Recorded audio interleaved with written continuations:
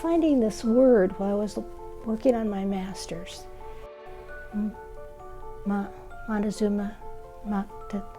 Montessori. And looked it up, visited every Montessori school, and every time we went on a vacation, whether it was out of the country or wherever, great one in Switzerland one time, I would go visit Montessori schools and decided if I ever did my own, that's what I was going to do. So ultimately, I took all my money out of teachers' retirement and started Fountainhead in a barn in Illinois. Not exactly a barn. It was a broadcasting studio in a barn for the Quaker Oats Farm Hour. And at one point we had 6 children. And then my then husband decided we'd move to California. We started in Orinda, and Fountainhead was born.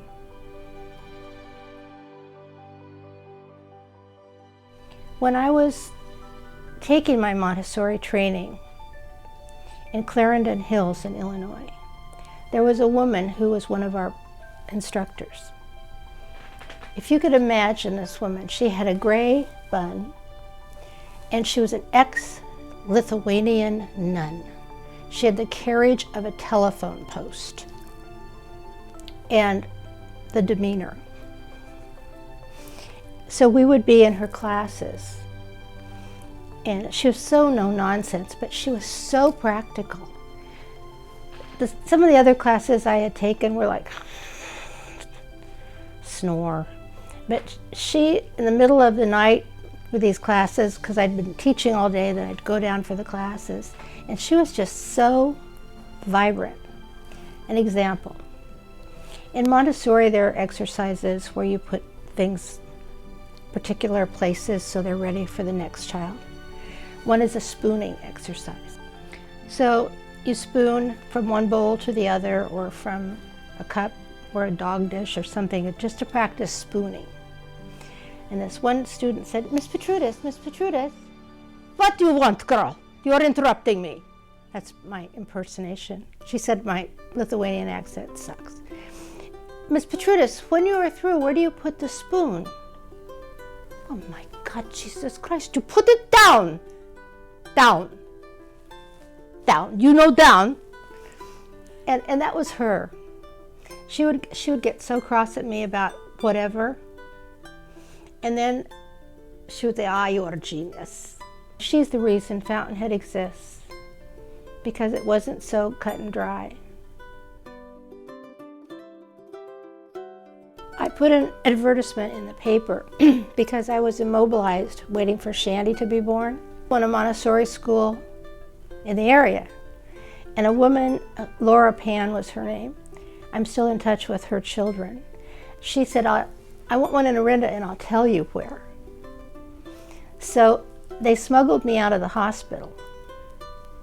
I had had the cesarean by then.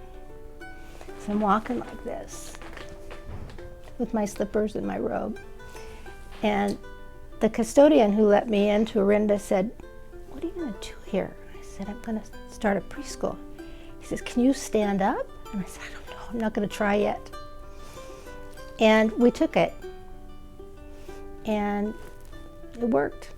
And then pretty soon, parents would move to another part of the Bay Area and say, there's someplace down here too, Sarah. Come on down to San Ramon. And like Topsy, we just grewed. That's from Uncle Tom's Cabin, if anybody reads it, Harriet Beecher Stowe. I was in a group of objectivists, which was an Ayn Rand cult, according to some people. Ayn Rand wrote The Fountainhead, We the Living, Atlas Shrugged. And I read Fountainhead, looked up the definition of the word. And it's a source, like a mountain spring or something. I said, gosh, if I ever do my school, it'll be that. And it was. One of them is a man named John Lindell, and George Zimmerman, of course, who are physicists, who couldn't be further away from what we do.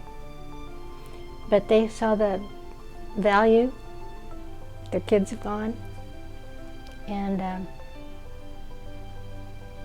They had the number sense that I didn't have to pull us through some tough times until Shandy took over. But they're the part of the foundation, but they are the founding fathers. Well, if I had a thesaurus here, I could look up proud. I'm proud, I'm happy, I'm pleased. You know, I love all the people we've met along the way, some of them not so much. It has been a tool for all of us.